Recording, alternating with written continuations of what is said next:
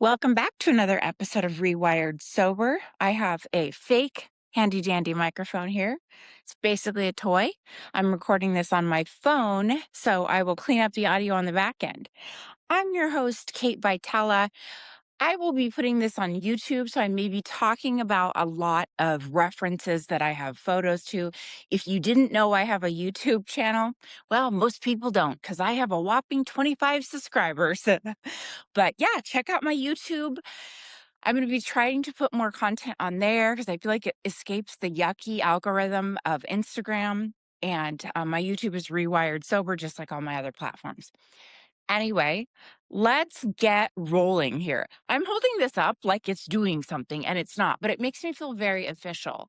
Considering that I am hella crusty, I haven't slept, I have no makeup on, my eyes are puffy. I'm from the Pacific Northwest and I'm over in New York. So they are 3 hours ahead here. I haven't slept. I have not been sleeping. I've just been feeling like kind of a little cray cray, but that's okay because it's New York and the city doesn't sleep anyway. I am in town for Kim Bellis's Sober is the New Cool White Party. Oh my gosh, you guys. It was May 15th. I'm recording this on Sunday, May 17th. So it was just a couple days ago. It's all just like fresh in my head, fresh in my heart. It was the most incredible experience. I went last year and I felt the same way afterward. Coming together with so many women that were in recovery from mental health issues or substance use or whatever, we're all recovering from something. And we come together. This year, there was about 50 women, I would say. And I'm guessing 50 women. And, the conversations around the room were just so beautiful to eavesdrop on bits and pieces of people's stories and the way we're lifting each other up. So many of us were entrepreneurs with podcasts and, doing incredible work, a lot of coaches. And of course, we're in all white, so it's fabulous. It was at the Maze, which is the new sober and social, the only sober and exclusive social club in New York, and it's the first one. And let me tell you, if I lived here in the city, I would join. It was fabulous, really well decorated, full NA bar, restaurant. The food was absolutely delicious. I had sea bass and asparagus, yummy breads, yummy dessert. They make these little cinnamon deep fried donuts that were like amazing. And of course, the non alcoholic wine was flowing. It was such an amazing event. And I love that they created a space because often when we're contemplating getting sober, the first thing we think is, where will I go? What will I do? Who will I hang out with? And to have a place to go, to see and be seen, to show up dressed up, or even just come after work and bring your laptop and order a dinner and, have a place to hang out and network and, meet other people. What an amazing concept. The staff was amazingly kind. It was beautifully decorated. I'll show some videos here on my YouTube. I went around the room taking video as much as I could. There was pool tables. There's a downstairs area where you can, watch shows and sports. Amazing. We had such an incredible time. And I did something this year that I didn't do last year, which was go on the walk the next day in Central Park. So I'm going to get to that. I don't want to leave out the fact that Kim Bellis provided the most amazing gift bags ever. Like huge. I could do a whole podcast episode and YouTube just on the contents of the gift bag. We are talking a gorgeous, warm, fuzzy, monogrammed blanket with my initials, beauty products, spa products, a book. I mean, I could just go on forever. It was incredible. So we all have to now check a bag going home because we have so much stuff from this party. But what an incredible night. And there were actually people there that showed up just by finding the event, probably on Eventbrite, Googling social events for sober people. And that is the first step into realizing there's a whole world out there when you quit drinking, and it's about meeting the right people and hearing other stories and knowing that there's a full life out there for you. You don't have to sit at home. And, when I got sober in 2018, this whole social and sober economy, it felt like it didn't exist. There wasn't the NA beverages, the NA wines, the mocktails, the online groups. And the first thing I thought was, if I give up drinking, there goes everything. I'm going to lean in when I say that. Everything, my social life, I'm never going to dress cool. I'm going to look like shit and have no friends and be a nun. And somewhere in there, I'll probably be fat, because that's always a fear that I'm fat, even though that never seems to happen. But, we have to throw that fear in, because when it comes to your worst nightmares, whew, that was a tangent. I'm a little sweaty. It's humid here. And anyway, knowing that these spaces exist is incredible. And I'm from the Pacific Northwest. We're starting to see more sober and social bars, restaurants, clubs popping up. I'm starting the Vitella Runway Project, which hopes to be events for sober people to be creative, to dress up, right? If you're a fashion lover like me, you want a place to wear the clothes, right? So what an incredible night. So the next day, we went for a walk in Central Park as a group. There's maybe actually only 10 of us from the whole group of 50 women. And I didn't do this last year because I really didn't know, and my itinerary was weird. And I joined the group to walk in Central Park. We walked all the way through the park. We made a wish in the wishing well with pennies. We sang and danced our asses off, to just kind of let out the wiggles. And it was like a really spiritual experience walking with all these women and sharing stories and of the night before. And of course, we're all sober. We can remember everything. We have no hangover. We all have energy, minus a little tiny bit of jet lag. And it was just really incredible, and it was much more spiritual than I thought it was gonna be. I pictured us, like, doing some photo ops, maybe gossiping a little, sweating because it's, like, 80 here in New York in May. Weird. But it was really spiritual, and the conversations hit different. At any given time, you could hear conversations about someone's rock bottom, recovery, how we found the group, our new lives now, what business we're doing, the coaching we're doing, the podcast, me making an ass of myself on YouTube with a fake microphone. I mean, and the balls we have to do it as women, the fucking balls. We have the balls to do it because, as we said at the party and at Central Park, we can do whatever we want because we're sober. We can do whatever we want. There's really nothing stopping us now. Whereas before, it was like almost using alcohol as a form of procrastination. Like, I'll never be this person. I'll never get here. I'll never do this thing, right? Because I'm just going to self-sabotage and drink myself into oblivion. And the fact that I roll out of bed in New York with no makeup on and sweaty and like coffee breath, and I'm just coming on the internet to share my truth. I mean, that's a level of braveness and I don't give a fuckness that I didn't think I was ever going to have. And it's a pure luxury. Like, you could wrap this feeling of I don't give a fuckness up in a bottle and sell it for a priceless amount of money, because I'm free. And that's what it feels like. I'm free to live my life. Okay. Tangent, TED Talk over. People out the window here are probably like, wow, what's going on in there? No, they're not. It's New York. And actually, what I've heard out that window, make your grandma blush. So while we're walking in Central Park, I overhear one of the conversations. One of the moms is talking about how her son is getting tattoos, and she's a little worried about this newfound love of art and ink. And of course, I have a tattoo on my chest that says Muse. I'm going to lean in a little bit so you can see it. Well, you can't really see it, but there's a fleur de lis around it. My family's French Canadian. And I got the word tattooed on me originally because I'm taking that back as my word. I am my own muse, me. I dress for me. I stay in shape for me. I wear makeup for me. I live my life to fulfill my little fantasies and dreams and goals. I'm no longer someone else's muse, and I'm not living trying to be that. So the word was important to me.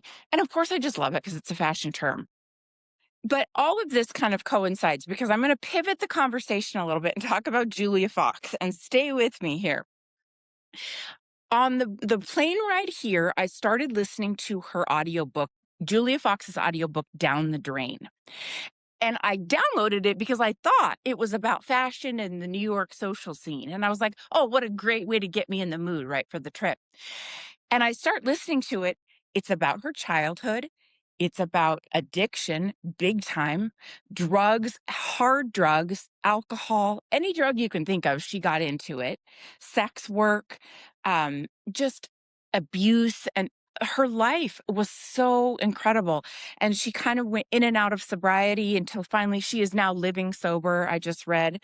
And, she's talking a lot in current interviews about being her own muse and living her life for herself. And really, it was coming for full circle for me because I ended up going to one of her closet sales yesterday. And I'm going to get to that. But back to the book, she talks a lot about sex work. And it reminded me of a conversation I had with my husband not too long ago, where I came to this radical conclusion that if I say I'm going to meet people where they are, but then I say, no, this is the line. It has to be here, right? I'm going to meet you where you are as long as it's X marks the spot. If I have a client or a friend in recovery that's in sex work, it's like, oh, that's the line. I'm drawing this imaginary line on the floor. But really, meeting people where they are means if you have to be a sex worker to pay the bills and to survive in your life until you can find other work, you have to do that. And there's a real humanness about that. It doesn't make you a bad person. And the sex workers that I know, and yes, I know them because I'm human. They are artists, writers, creatives that are trying to exist in a world where that is what they know to do. Now, a lot of them end up getting out of it, getting clean and sober, moving on and doing different things with their life. But she talks a lot about this in her book. And I think, honestly, she wrote the book to expose all her secrets because a lot of people in the book, as she started to get more fame, threatened to expose her. They threatened to pull out the fact that she was a dominatrix for a long time in New York and that she made her money through sex work. And instead, she said, no, you're not going to own my story. I'm owning the story. I'll tell the story. So she narrates this entire audiobook of her story from her account. And she doesn't church it up. She doesn't make herself the victim. She really is very honest about what it was. She was very, very, very young. Now, this is like a person who's technically still in high school. And I really found something special about that, about the honest decision to do something to make a living to survive.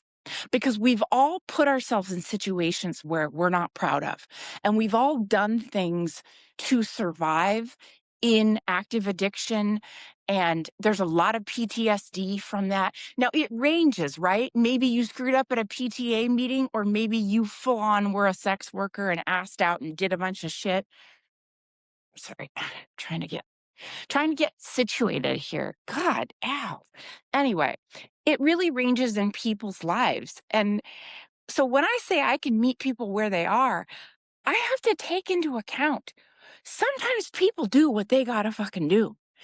I work in psychiatric nursing and I work with the not guilty by reason of insanity population of people who often come from really bad backgrounds and want to go back to that because it's what they know. And we talk a lot in mental health about meeting people where they are, but it's like, can you really do that if it's not up to your standards? So, and Julia Fox talks a lot in the book about using hard drugs, alcohol, a variety of prescription pills to be able to continue work like this and numb out the feelings and the fear and the shame. And I really identified with it. I've never been a sex worker, But I've done some things in my active addiction I wasn't proud of, and I drank and used and numbed my way through. And that, I think, is a universal experience for those of us who've struggled. So I was really surprised to hear that her book was mostly about addiction and sex work and abusive relationships. A little bit about her fashion line, and there is a tiny piece in there, I think, about Kanye West, even though she refers to him as the artist. Oh no, my microphone got twisted. I have to make sure it's on the just a plug. Anyway, if you're listening to this without watching the YouTube video, it probably sounds insane. So please just watch the YouTube video so you can see all these crazy antics that I'm doing. But anyways, go back to Julia Fox. I'm going to tie this all up with a nice bow. I promise you. Yesterday, Julia Fox had a stoop sale. Stoop as in the walkway up to her apartment, although it wasn't hers. And it was her closet. I waited in line. It wrapped around the building there in Tribeca, and it was so incredibly worth it. She actually was there at her sale for a little bit, but I got there late because I was with my friends and we were having lunch, and I would much rather spend time with my friends from all over the world that came to New York than be rummaging through clothes, although kind of not really. But I show up late, I wait in line. I caught a video of her walking out of the closet sale, running into a friend on the street, and I'll show the video on YouTube. If anyone knows who the other woman is in the maroon colored jacket, maybe by the time I post this, I'll know who she is. I think she's a reality star, but I caught it on film. And I have to tell you, I judged. Because when I first saw this young girl that's talking to Julia Fox, when I first saw her come out, there were movie cameras following her. And so I thought, oh, she's some kind of celebrity. She's filming a reality show or what have you. A very attractive, nicely dressed young girl, gorgeous, chic. And she was with a nice looking older man. And she was walking around outside the closet sale on film. And the TV cameras were following her. And to this older man, I overheard her call him daddy.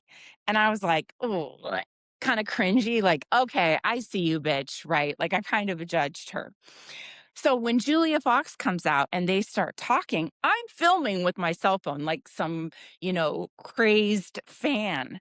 And when I watch the video back, I listen to the audio. I can hear this young girl say, Julia, oh my God, I'm so excited to see you. This is my dad.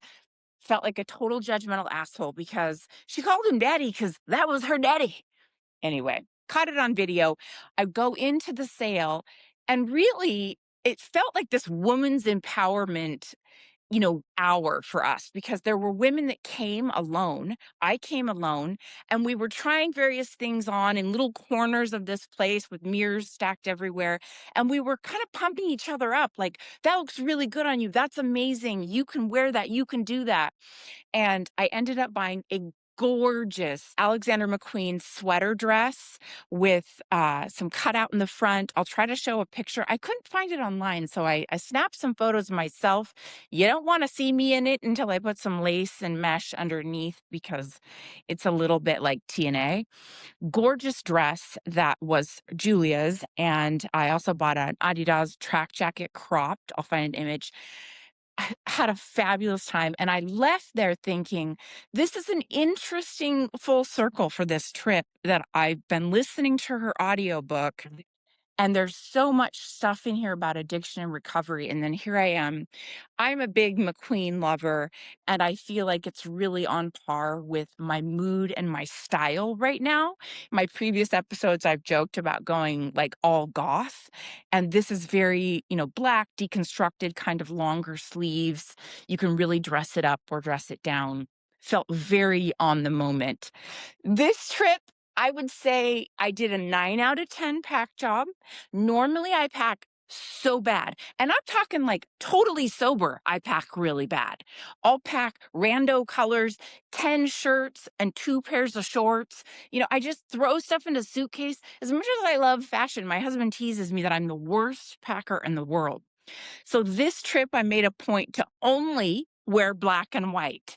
So to only bring black garments, white garments, or mixed, and to bring a very small amount so that I wouldn't get overwhelmed. And I'm really proud of myself. I'll be wearing black and white this whole trip. And actually, my pack job was good. It was good, okay? I found some NA beverages here. There are multiple NA wine shops around the city, and I've got my room set up, and it's just been fabulous. But I wanted to come on here and talk about the importance of get on a plane and meet the women in real life. Go to the event. Do the thing. You will surprise yourself at how much you enjoy the presence of sober women talking about the very same things that you felt. And my phone is making noises here. But when I work with clients, I really encourage them like making friends in the sober space is a lot like online dating. You have to put yourself out there. You have to build a social media platform. You don't really have to build that, but you want a social media presence just so you can connect with other people and go to the thing, send the message to someone, reach out to people. It's a lot like online dating. You have to be super intentional about it because these relationships will change the game for you. And I can tell you this rando trip to Manhattan where I'm talking about Julia Fox and fashion and a bunch of crap really becomes a spiritual experience because the conversations hit different with these women. And I find that parts of myself come out that are so true, so authentic, so honest that I leave more proud of myself than I've ever been. Case in point, we're sitting at the dinner. I'm talking about my podcast and how I have 25 whopping YouTube subscribers. I make an ass of myself on YouTube. I don't know what I'm doing. I'm a 47-year-old woman. We're all laughing. And someone asks me, what was your favorite podcast episode or who was your favorite guest? And I thought about it for a while, and then I was afraid to say something because my favorite guest thus far has been uh, my sobriety bestie, Kirsten, where we talked about deprogramming AA, because that was a game changer episode for me because in real time, I was learning and deprogramming, and it started me on this journey of investigation of AA that I never thought I was going to go on. I certainly was deprogramming the dogma before, but I didn't think to look into the actual, recovery process of AA and Bill Wilson. And this really just cracked a door open for me where I felt free to investigate it. And I was afraid to say something at the table with all these women because I thought, I don't know how many of them are in 12-step recovery. And the last thing I want to do is go on and bash someone's recovery method if it's saving their ass, right? So I'm quiet for a second and I said, I have to be honest. My favorite episode thus far has been talking about my deprogramming AA journey. And the table erupted with nods and me too, and women talking about some of us even getting started in the rooms of AA. I did. I got started in AA.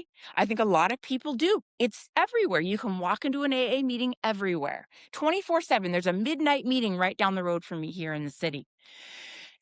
It's a great starting place, but I don't think for me it would have been healthy to end up there 20 years later. I don't want what that person has who's still going to that meeting and calling themselves an alcoholic 20 years later. And the conversation erupted at the table about how strongly I feel that a woman's psychology warrants a different recovery than a man's. We come to recovery at the intersection of womaning, momming, partnering, wifing, whether we are LGBTQ, our race, our body image issues, our experience, our sexual history, right? Women come to recovery with a different psychology. And dogma and shaming doesn't work on women. This is newsflash. Shaming doesn't work. And I talked about with these women how really it helped me sort of start investigating why I got sucked into all of this, how desperate I was for approval. And I talked about why I named this whole podcast Rewired Sober, because the importance of understanding neuroplasticity and understanding the brain can change. We rewire. We are not stuck for the rest of our lives as a diseased alcoholic. If you want to call yourself that, great. I don't. I don't want to lead with my wound. And understanding how the brain changes over time, it really like it kind of messes up the whole AA theory of we're different, we have an allergy, we're diseased, we're sick forever. Well, fuck me if that's the case, right? Anyway, it was so refreshing to see a table of women say, "Yeah, me too. I felt that way too." And we can finally say it out loud. And someone said, I met you last year, and what I liked the most about you is we were all hemming and hawing around a subject at the table, and you just called it what it was and said the thing out loud." And I thought, oh God, that's me making a complete ass of myself again. But to be honest with you, it's not really in my nature to beat the bush on things. I'm not vague. I'm not indecisive. I'm just not wired that way.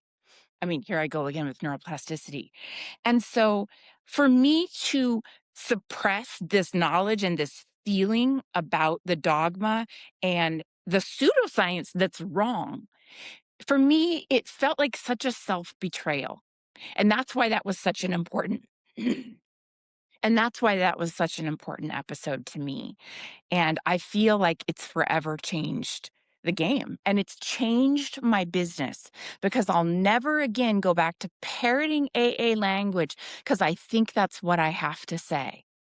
When there are studies and neuroscience and thought leaders and beautiful authors out there doing amazing work on what recovery really is circa today, 2026, not 1930, when we didn't know any better. Okay, enough of that. God, I'm dying.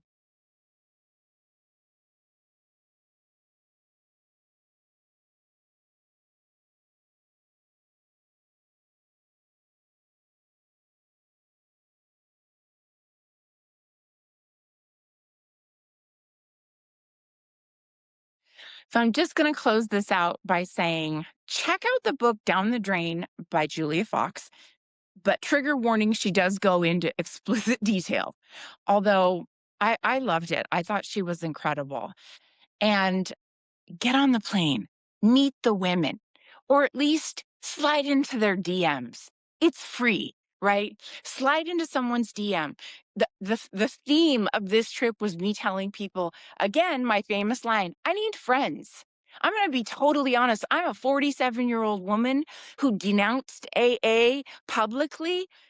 I'm a little bit lacking for friends these days because that was my old crowd. And even there was some entrepreneur circles I ran in that were heavy 12-steppers. And so I have no problem saying I love hanging out with women, especially sober women, and I need friends. And I am happy to come to your city to visit you, hang out with you, network with you, DM you online, whatever. And I think, again, that level of honesty is important. I freaking never laughed so hard. I mean, this trip has been just amazing. We all laughed so hard. It's been so real.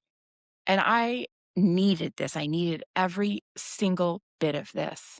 So I'm going to go back to my Red Bull, the chips I got from the bodega down the road, and Interview Magazine. And I'll catch you next time.